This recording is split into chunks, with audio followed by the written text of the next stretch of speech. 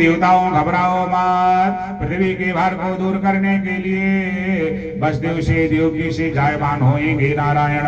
योग माया भगवती भी आएंगी, विंध्याचल निवासिनी के नाम ज्ञानी वासिनी के नाम से वो कहलाएंगी और मनुष्यों के कष्टों को वो दूर करेंगी। इसके पहले तुम लोग जाकर के गोकुल में गोपियां बन जाओ, तुम्हारी जो देवांगनाएं हैं तुम लोग ग्वाल बन जाओ। उसके पश्चात गौ सेवा का विस्तार करो और परमात्मा अवतरित होकर के व्यवस्था को व्यवस्थित करेंगे। वसुदेव गृह साक्षात नारायण का अवतार हो जाएगा। सुंदर दिव्य लीला की जाएगी। बोली भागवत भगवान की।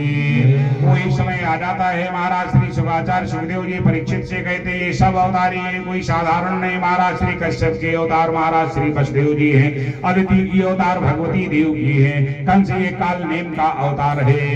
बहुत बड़ा दुष्ट था ये कंस। मरने के बाद पिता की संपत्ति पर पुत्र का अधिकार होता है, उसने जीते जीते अधिकार बना लिया था। उग्रसेन को कारागार में डाल दिया कंस ने और स्वतः वो अपने में राज्य करने लगा। कंस की थू थू होने लगी मथुरा में। बहुत लेकिन था वो बहुत बड़ा बलवान। एक दिन अपने अनुचरों से पूछा मेरे विषय में क्या चर्चा हो रही है। अनुचरों ने उन्हें उचित सलाह दिया कंस को। कहा देखिए जो कृत्य आप करते हो सामने कहने के लिए कोई नहीं आता है, लेकिन लोग धिक्कारते हैं आपको। कोई अच्छा कार्य करो का क्या करें हम। कहा अपनी सगी बहन का विवाह तो हर लोग करते हैं, तुम थोड़ा चचेरी बहन का विवाह करके देखो, कोई अच्छा कार्य हो जाएगा जिससे मान सम्मान बढ़ जाए। ऐ तो देवकी की दुलारी बेटी थी जिसका नाम था देवकी, जबकि कंस की चचेरी बहन है। कंस ने अपने मन में निर्णय लिया कि देवकी का विवाह हम धूमधाम के साथ में करेंगे। किससे करें। महाराज श्री सूरसेन नंदन वसुदेव जी के साथ में निश्चित किया।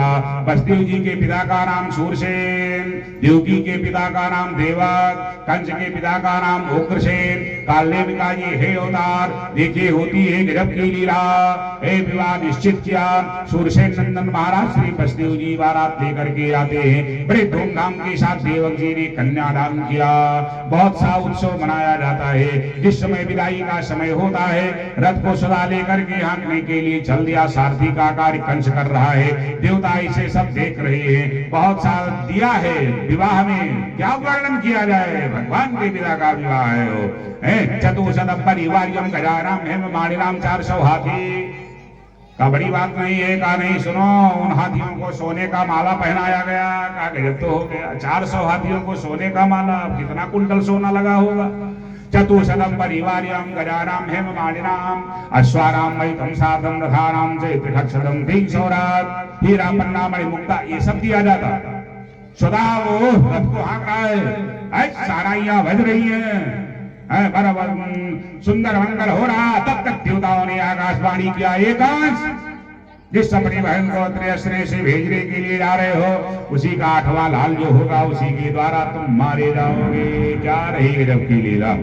अरे ना करते आकाशवाणी, लेकिन ना चोरी छुपके कोई कार्य नहीं। देखो विलक्षणता है। बस जैसे हुई आकाशवाणी थरथरा गया कंस ने सोचा आप बताओ क्या करें। ये देवकी का 8वां बालक मुझे मारेगा।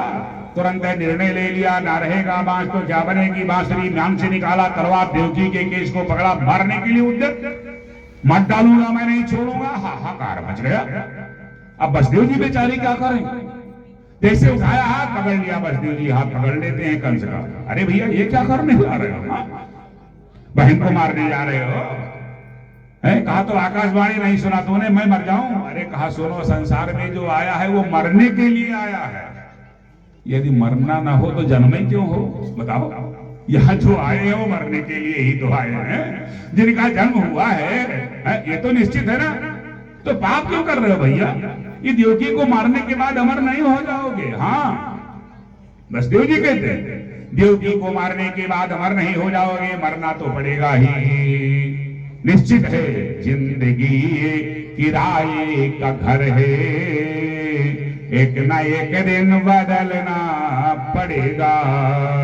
मौत जिस वक्त आवाज देगी तो घर से बाहर निकलना पड़ेगा। कोई बहाना नहीं चलेगा।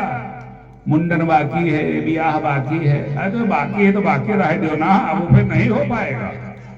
ये मर्द लोग है। मृत्युर्जन्मदां वीरे देहे नेशा जायते यद्यवासतान्ते वा मृत्युर्वै प्राणिनां दवा देहि पंचतमापन्ने देहि कर्मानुगोवशः। देवकी के अंदर में बैठा हुआ जीव उसे मार नहीं सकते हो, शरीर का छेदन कर सकते हो, ये क्या है लीला? सुनो, मैं वादा करता हूँ देवकी के जो बेटे होंगे वो हम तुम्हें दे देंगे, उसे तुम मार डालना। सोचा चलो इस समय डाला जाए, देखा जाए। हाँ, कंस की बात समझ में आ गई, तलवार रख लिया म्यान में, नीचे उतर करके चला आया। वसुदेव जी किसी प्रकार से पहुंचते हैं अपने घर। कंस की वाहवाही होने लगी मथुरा में कि देखो भाई है तो भाई धैर्यवान हो, हाँ छोड़ दिया, मार सकता था। चर्चा हो रही है, सब लोग घबराएंगे भाई मृत्यु से, सब लोग उपाय करेंगे, ऐसी चर्चा होती है। वसुदेव जी लेकर के जब पहुंचते हैं देवकी को अपने घर में, स्थिति क्या हुई? कुछ समय जब व्यतीत हुआ, भगवती देवकी को गर्भधारण हुआ।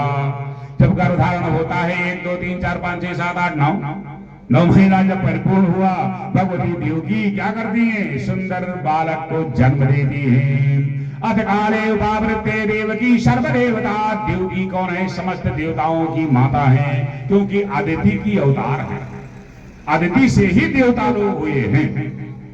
उन अदिति की अवतार भगवती देवकी है। महाराज श्री शुकाचार्य सुखदेव जी परीक्षित से कहते हैं कि हे राजर्षि, सुंदर जो प्रथम बालक जिसका नाम था कीर्तिमन, जैसे बच्चे का जन्म होता है, उस बच्चे को लेकर के महाराज श्री वसुदेव जी पहुंच जाते हैं दरबार कंस के मथुरा। हाँ, वहां जब पहुंचते हैं दरबार में, दे दिया, कंस ने ले लिया। कहा जी एक दिन का बालक का? हाँ प्रथम बालक है, ले जाओ, इसे हम नहीं मारेंगे। हाँ, अरे 8वें बच्चे की बात हुई थी। कहाँ हुई तो 8वें की थी, लेकिन मैंने सोचा प्रथम में चलो दे आए। कहा तो इसे ले जाओ, इस बच्चे से हमें कोई भय नहीं है। प्रत्यात कुमारोयम, इस बच्चे को ले जाओ, इससे हमें कोई भय नहीं है। 8वां जब होगा तो उसे मुझे दीजिएगा, कह करके वापस कर दिया। वसुदेव जी लेकर के आते हैं, अपने यहाँ सोहर होने लगा, माताएं एकत्रित। बस वहां से देवर्षि नारद जी का आगमन हो गया मथुरा में। बोलिए नारद भगवान की। कंस ने सत्कार किया, बगल में बिठाया, कहो देवर्षि क्या हाल चाल? का सब ठीक ठाक है।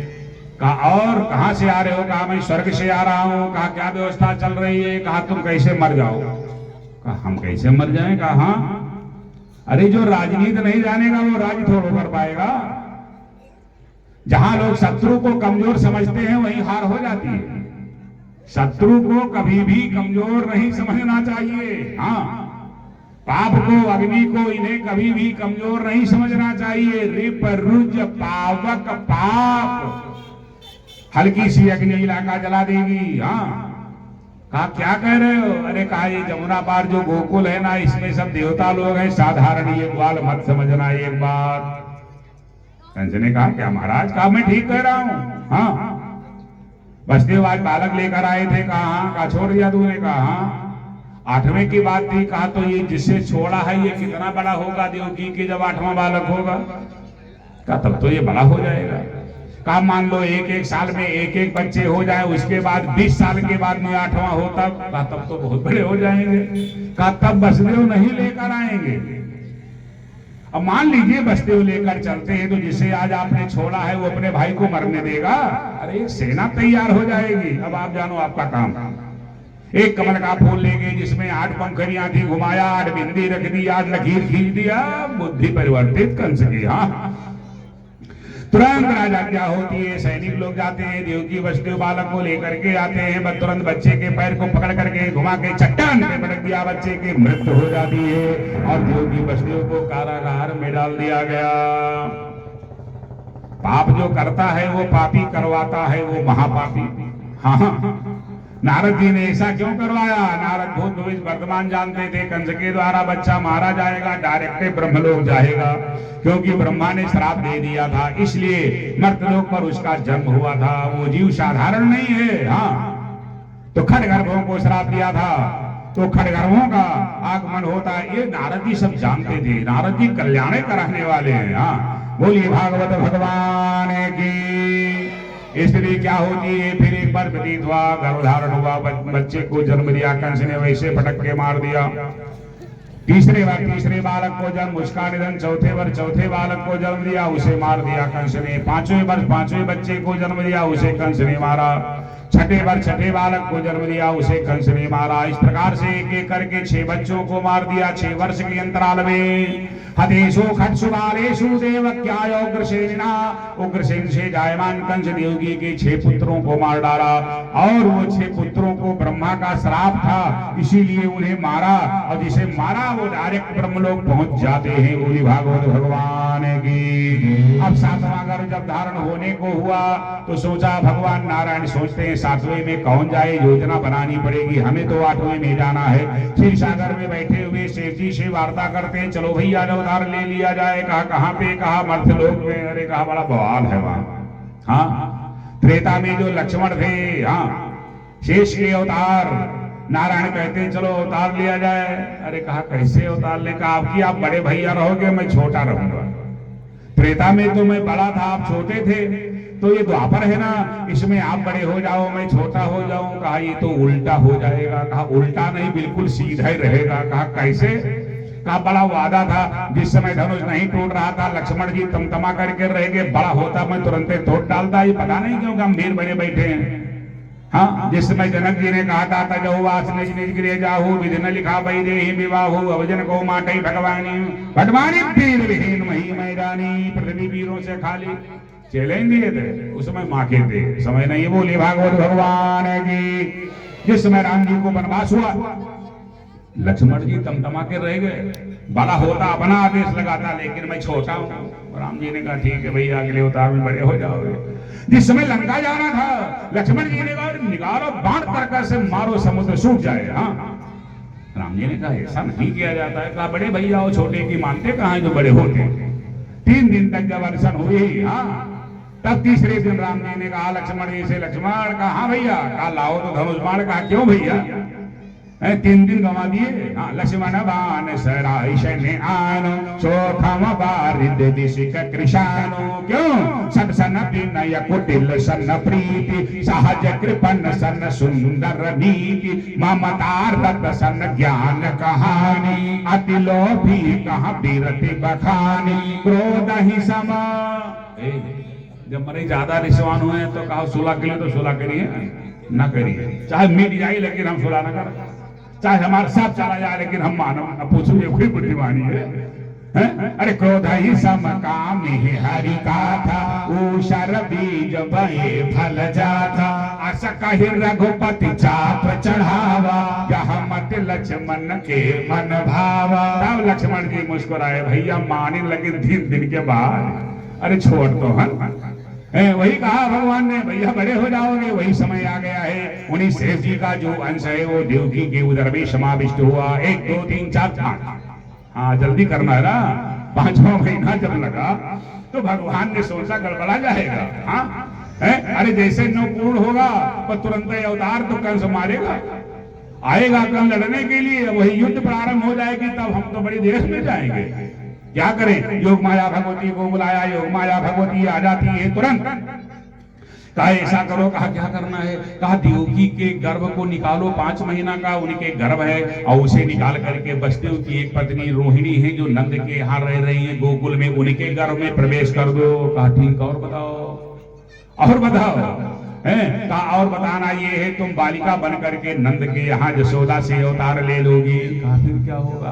कहा जब मैं वहां पहुंच जाऊंगा और जैसे मैं पहुंचूंगा वसुदेव जी तुम्हें लेकर के जाएंगे, और कारागार में जब पहुंचोगी कंस तुम्हें मारने का प्रयास करेगा, उसके हाथ से छूट जाओगी। कहा फिर क्या करूंगी? कहा विंध्यवासिनी देवी के नाम से विख्यात हो जाओगी। हाँ, विंध्याचल पर्वत पर तुम्हारा निवास होगा, और जो लोग श्रद्धा से जाएंगे उनके मनोभाव को परिपूर्ण करेंगे। ऐसा ही सब निश्चित करते। वैसे योग माया भगवती रात्रि के समय भगवती सोई है, देव की उनके गर्भ को निकाला और निकाल करके रोहिणी के गर्भ में प्रवेश कर दिया। जब वो जगी तो सोचती है मेरा गर्भ गिर गया।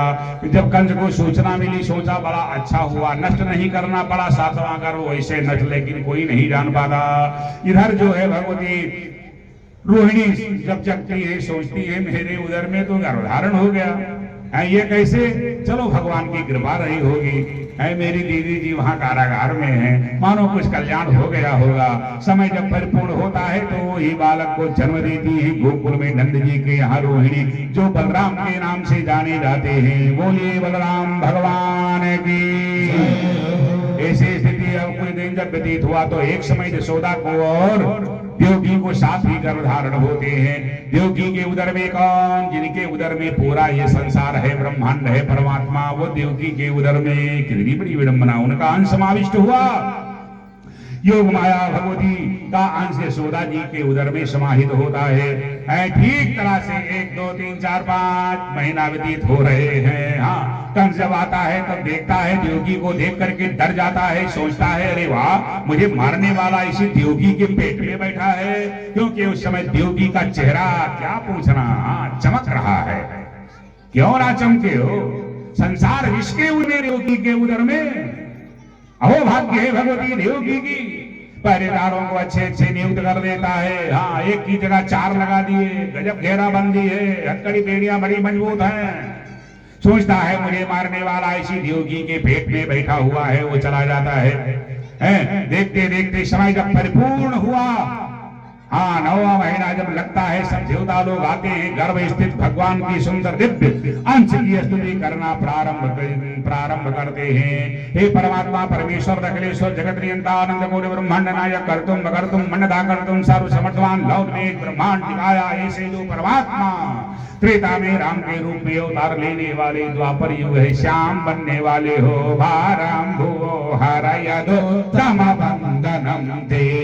रकुल में अवतार लेने वाले, यदुकुल में अवतार लेने वाले हो, हम लोग तो केवल आपका बंधन ही कर सकते हैं। स्वागतम कृष्ण शरणागतम कृष्ण, स्वागतम कृष्ण शरणागतम कृष्ण, स्वागतम कृष्ण शरणागतम कृष्ण, स्वागतम कृष्ण शरणागतम कृष्ण।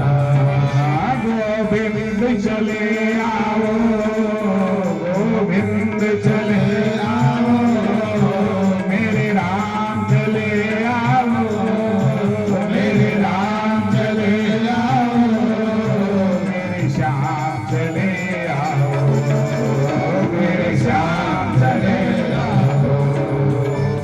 स्वागतम कृष्ण शरणागतम, स्वागतम कृष्ण शरणागतम कृष्ण।